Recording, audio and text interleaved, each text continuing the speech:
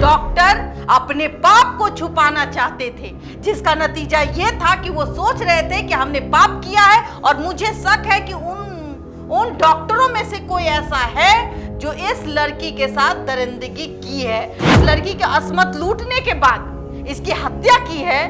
वो आदमी अभी भी चैन की नींद सो रहा है।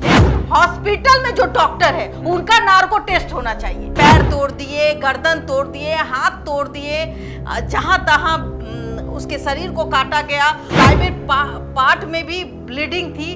तो आप सोचिए, आंखों में ब्लीडिंग दिखाई पड़ रही थी, तो आंख के अंधे हैं डॉक्टर रेप नहीं कर सकते हैं। हमें तो लगता है ये बड़े डॉक्टरों में से किसी एक का काम है।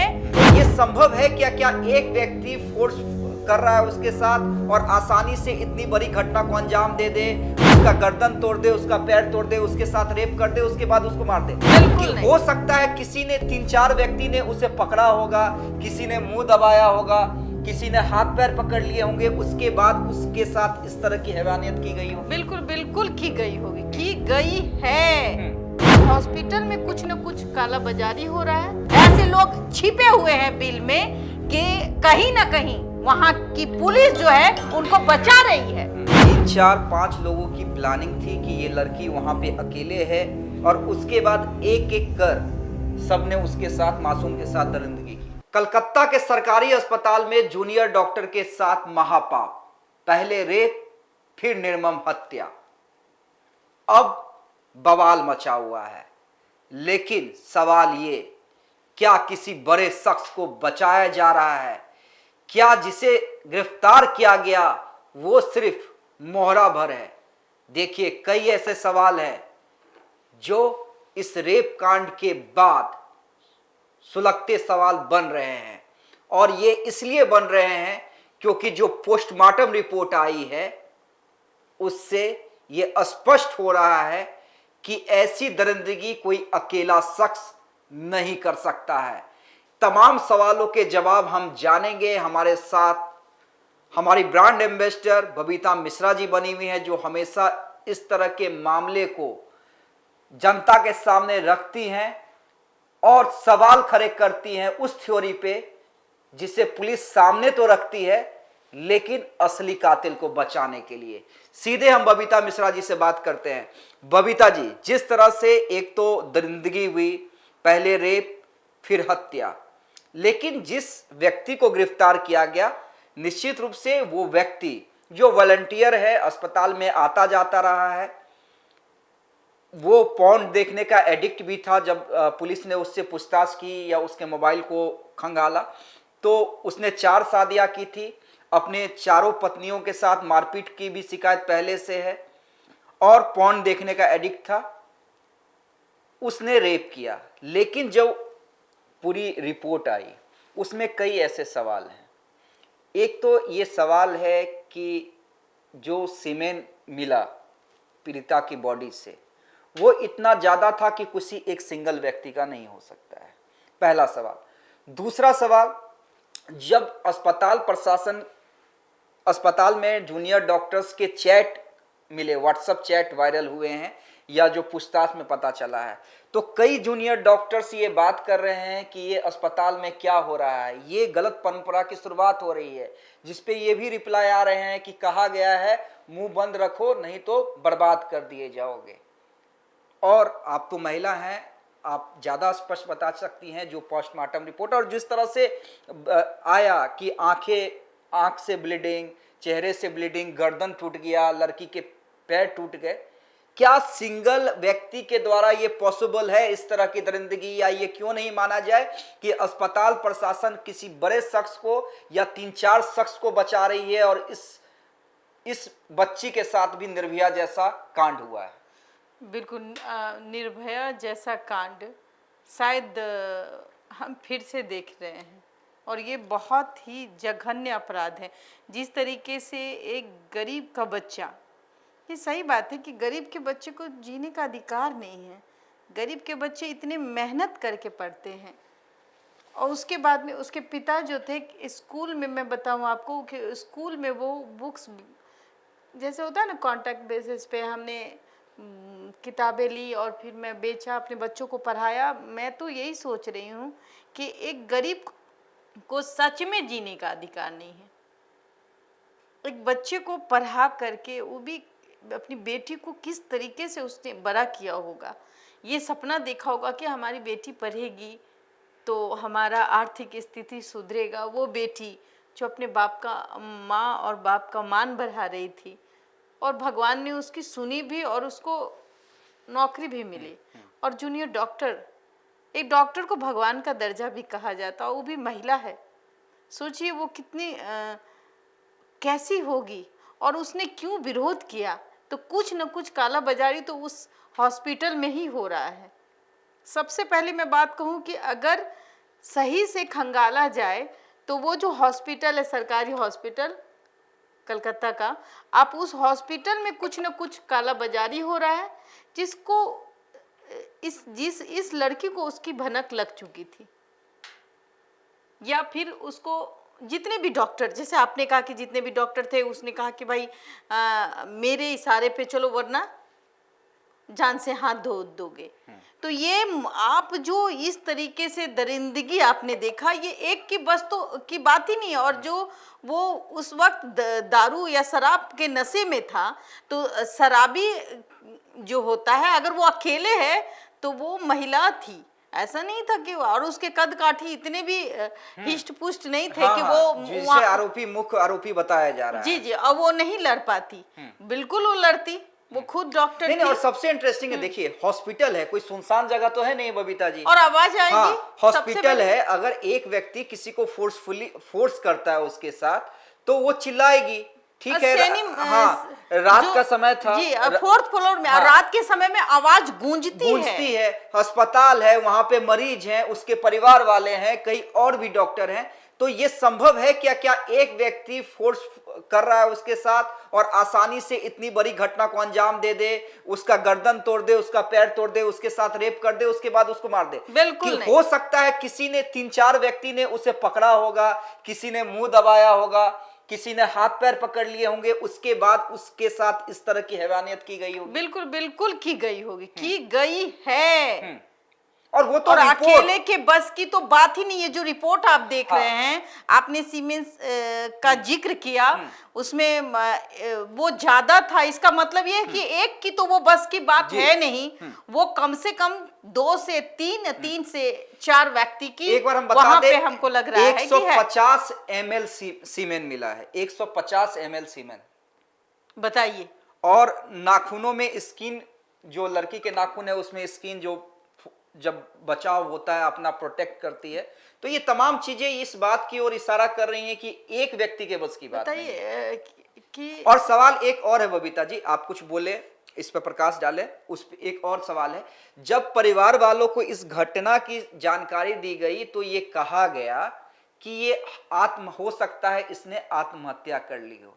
अब जरा मुझे बताइए कि एक लड़की जो इस हालत में मिले, जिसके तन पे कपड़े ना हो, जिसके पूरे शरीर से ब्लीडिंग हो रही हो, आंख से ब्लीडिंग हो रही हो, ये कोई भी देख के समझ सकता है ये आत्महत्या हो ही नहीं सकती है। तब ये प्रयास क्यों किया गया घर वालों को कन्विंस करने के लिए कि ये आत्महत्या भी हो सकता है? देखिए, मैं आपको बता दूं, जूनियर डॉक्टर जो होते हैं वो सीनियर डॉक्टर के अंदर काम करते हैं। हाँ, कभी कभी जो सीनियर डॉक्टर होते हैं, आप देखिएगा जूनियर डॉक्टरों का गलत इस्तेमाल भी करते हैं। और रही बात, इन लोगों ने वहां पे, मैं अभी भी कह रही हूं कि कुछ तो है उस सरकारी अस्पताल में जो गलत हो रहा है, और जो जूनियर डॉक्टरों लोगों को पता हो सकता है कि उसमें कुछ बड़े डॉक्टर ही बिल्कुल और इन्वॉल्व है। हाँ, और रही बात, उस रेप कांड में कुछ ऐसे मैनेजमेंट के लोग इन्वॉल्व हो जिससे बचाने का प्रयास किया जा रहा है। जो जिस हॉल की, आप 4th फ्लोर पे वो हॉल है, सेमिनार हॉल, और सेमिनार हॉल है, और हॉल वो पैक भी होती है। तो अगर दिन के समय, हम थोड़ी देर के लिए मान ले कि दिन के समय आवाज जो है वो नहीं गूंजती, पर रात में अगर थोड़ी सी भी आवाज, आप किसी का नाम ले ले, वो 4 बार गूंजती है। और हॉल तो हॉल होता है, तो जाहिर सी बात है कि पहले तो आवाज आनी चाहिए। अगर आवाज नहीं आई तो कहीं ना कहीं एक के तो बस की बात नहीं है। अब जिस तरीके से दरिंदगी की गई, समझिए, वो जो शख्स के बारे में आप बता रहे हैं वो समाज सेवी है। एक और आप ध्यान दीजिए कि वो समाज सेवी है, वो इतना दिन किसी के साथ इस तरीके का काम नहीं किया। मैं बता दूं, इतना दिन किसी के साथ इस तरीके का काम नहीं किया। उस दिन वो दारू पिया हुआ था और उसने जाके मार दिया, वो भी इस तरीके से, पैर तोड़ दिए, गर्दन तोड़ दिए, हाथ तोड़ दिए, जहां तहां उसके शरीर को काटा गया, प्राइवेट पार्ट में भी ब्लीडिंग थी। तो आप सोचिए, आंखों में ब्लीडिंग दिखाई पड़ रही थी, तो आंख के अंधे हैं डॉक्टर। वो डॉक्टर अपने पाप को छुपाना चाहते थे, जिसका नतीजा ये था कि वो सोच रहे थे कि हमने पाप किया है, और मुझे शक है कि उन डॉक्टरों में से कोई ऐसा है जो इस लड़की के साथ दरिंदगी की है। अगर ऐसा नहीं है, एक के बस की तो बात नहीं, और इसकी ये जो है, इसकी तो औकात नहीं है जो वो अकेले दारू पी करके, हम भी एक दो धक्का मार दे दारूबाज को तो वो उधर चार खाने चित हो जाएगा। जो वो शख्स है, पॉर्न फिल्म देखता था, एडल्ट फिल्म का शौकीन था, 4 बीवी थी, तो जाहिर सी बात है उस वक्त कहीं ना कहीं उसको लगा होगा कि कोई नहीं देख रहा है, और उसने अकेले नहीं किया है। अकेले तो बिल्कुल इसकी औकात नहीं है, अकेले नहीं किया है इस तरीके से। ये तो किसी के साथ होता है ना कि आपकी दुश्मनी है किसी का।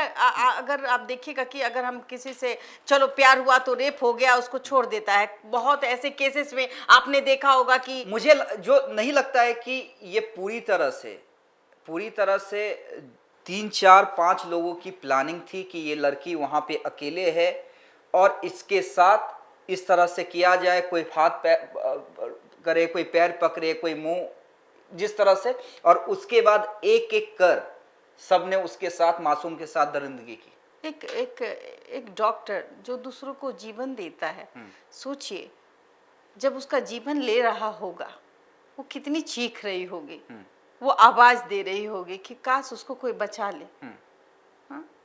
और किसी के बच्चे को आप किस तरीके से मार रहे हैं। और ये हमें लगता है कि ये प्लान है, ये एक दिन वाली बात नहीं होगी।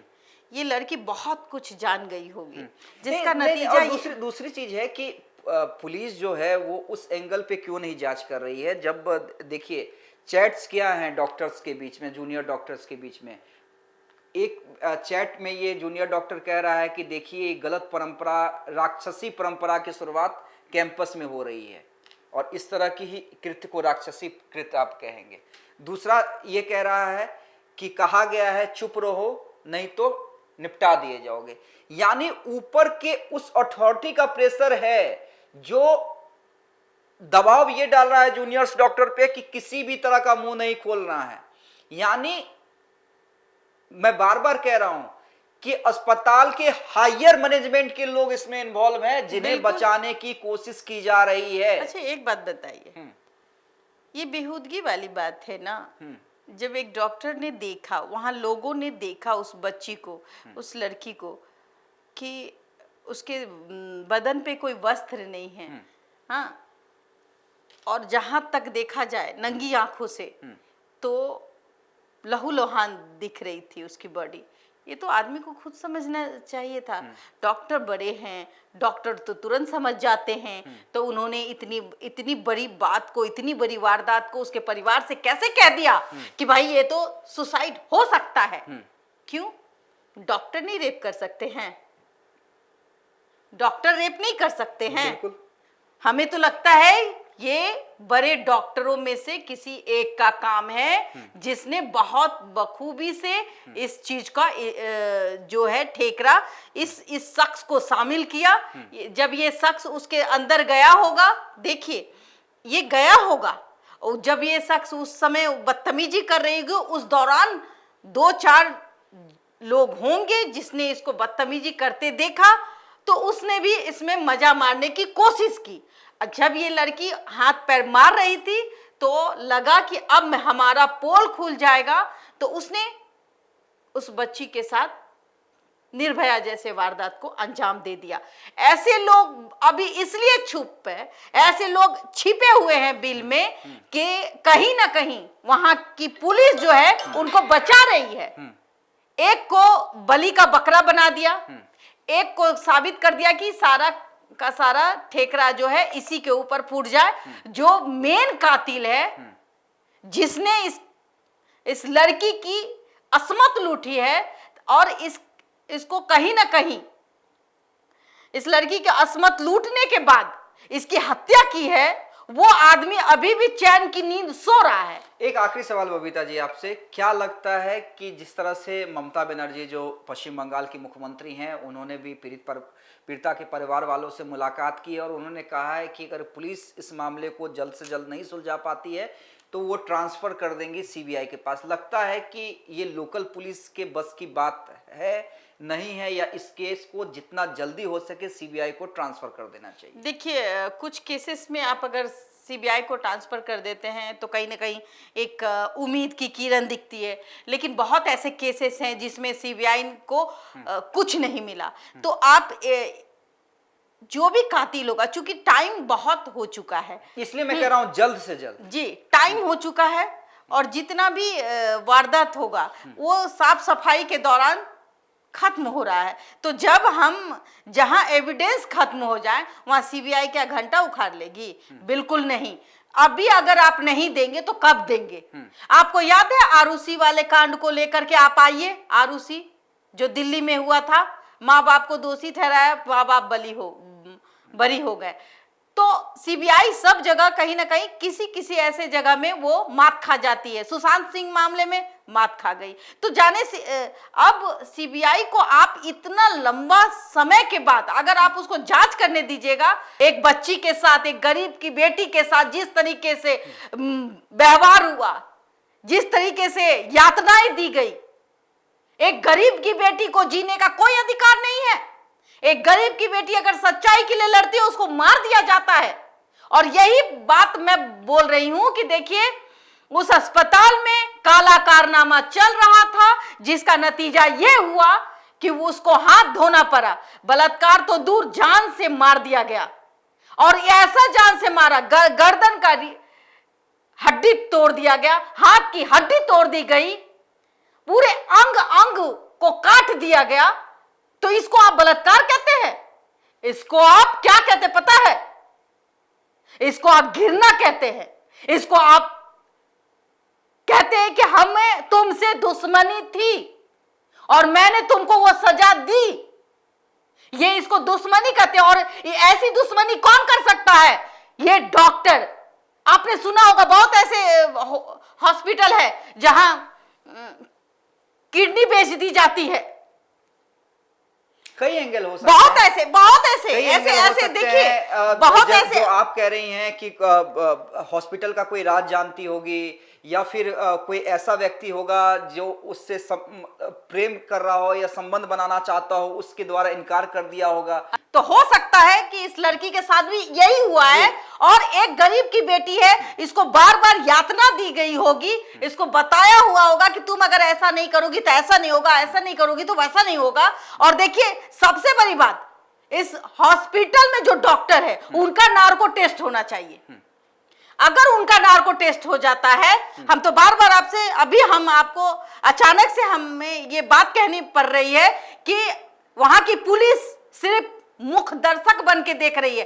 एक को पकड़ा, जेल में डाल दिया, उसके बाद ये भी कहा जा रहा है कि बहुत सारे लोग हैं। तो भाई उन लोगों का नाम पता कहां है? नहीं है तो नार्को टेस्ट करवा लो ना। जितने डॉक्टर उस रात अवेलेबल थे उसका नार्को टेस्ट करवाओ। जो वहां सीसीटीवी कैमरे में मौजूद है सबका नार्को टेस्ट करवाओ, और उससे पता चलेगा कि बेटी बेटी होती है, चाहे वो गरीब की हो चाहे अमीर की हो। गरीब की बेटी का इज्जत नहीं होता, बिल्कुल गलत है ये। और इस लड़की के साथ जो हुआ, आज जूनियर डॉक्टर अगर हड़ताल में नहीं आते तो आज आप ये जो दृश्य देख रहे हैं, ये आप मानिए कि जूनियर डॉक्टरों ने अपनी आवाज उठाई, जिसका नतीजा ये है कि कुछ चीजें हम और आपके बीच आई, और अभी भी बहुत कुछ जो छुपा हुआ है, और वो छुपा हुआ नार्को टेस्ट में पता चल जाएगा। अगर इंसाफ ही दिलाना है तो ममता बनर्जी को कहिए कि नार्को टेस्ट करवाए। जितने भी डॉक्टर उस रात उस हॉस्पिटल में थे और जितने भी डॉक्टर ऑफ में थे, कहां थे, किस वक्त थे, क्या कर रहे थे, और कौन कौन सीसीटीवी में दिख रहा है, सेमिनार हॉल में जाते आते कितना टाइम लगा, क्यों गए, किस लिए गए, बगैर नार्को टेस्ट के कुछ नहीं होगा। नहीं तो ये आप हाथ मलते रह जाएंगे और फिर एक बेटी इंसाफ के दरवाजे में इसी तरीके से एक बाप मरता हुआ नजर आएगा, देखिए, और एक बेटी का दम टूटता हुआ नजर आएगा। तो देखिए बहुत ही बेहद ही गंभीर सवाल हैं जो व्हाट्सएप चैट से खुल रहे हैं और नजर आ रहे हैं। और इसलिए बबीता मिश्रा जी, और मैं बार बार कह रहा हूं कि इसमें एक व्यक्ति जिसे गिरफ्तार किया गया है उसके बस की बात ही नहीं है इतना घिनौना काम करना। इसलिए बिल्कुल सही है, क्या नार्को टेस्ट होगा, क्या सीसीटीवी कैमरे में जो भी डॉक्टर्स या शख्स नजर आ रहे हैं उसका जांच पड़ताल किया जाएगा। और एक बात, एक ब्लूटूथ से पकड़ा गया उसे, तो क्या इतने सारे, उसने अपने आप को बचाने के लिए तो बहुत कुछ किया होगा, बहुत कुछ किया होगा कि हम कैसे बचे। एक शख्स की तो बात नहीं है, वो भी दारूबाज। कोई भी औरत चाहे तो उस दारूबाज से छुटकारा पा सकती थी। एक चार वहां पे कुछ सामान भी होगा, टेबल कुर्सी भी होगी, उस पर पटक सकती थी। लेकिन ये एक की बात हो ही नहीं सकती। एक को देखिए, एक से लड़ लीजिएगा आप थोड़ी देर के लिए, आपको उसके साथ हाथापाई कर सकते हैं, लेकिन आप 2-3 के साथ नहीं लड़ सकते, वो भी फीमेल नहीं लड़ सकती। यही रहा है कि डॉक्टरों का नार्को टेस्ट होना चाहिए। जो बड़े डॉक्टर है, जो बुढ़ा डॉक्टर है, जो महिलाओं को खिलौना समझते हैं, जो बच्चियां वहां जाती है उसको बाजारू सामान समझते हैं, सोचते हैं अच्छा बाहर का, चलो भाई जब तक तुम मेरे अंडर काम करती हो तो करो, उसके बाद जो है तुम डॉक्टर बनोगी। तो ऐसे ऐसे घिनौने डॉक्टर सफेद पोश में छिपे रहते हैं। ऐसे लोगों को ढूंढ ढूंढ कर उसको सजा देने की जरूरत है। नहीं, निश्चित रूप से सजा देने की जरूरत है, इसलिए हम इस एंगल को ला रहे हैं। और देखिए, ये हमारा कोई एंगल नहीं है, बल्कि जो रिपोर्ट आई है उसके हवाले से साफ है कि किसी एक व्यक्ति के बस की बात ही नहीं है इतनी ऐसी दरिंदगी। और जो मैं बार बार कह रहा हूं, जो सीमेंट जिस मात्रा में मिला है किसी एक व्यक्ति का हो नहीं सकता है। यानी साफ है, पीड़िता के साथ कई लोगों ने बलात्कार किया, उसके बाद निर्मम हत्या कर दी गई। लेकिन सबसे बड़ा सवाल कि आखिर उसे आत्महत्या की शक्ल देने की कोशिश क्यों की गई, अभी तक बाकी लोगों की गिरफ्तारी क्यों नहीं हुई है और कड़ी पूछताछ क्यों नहीं की जा रही है। आखिर जो व्हाट्सएप चैट सामने आ रहे हैं उसके पीछे का राज क्या है।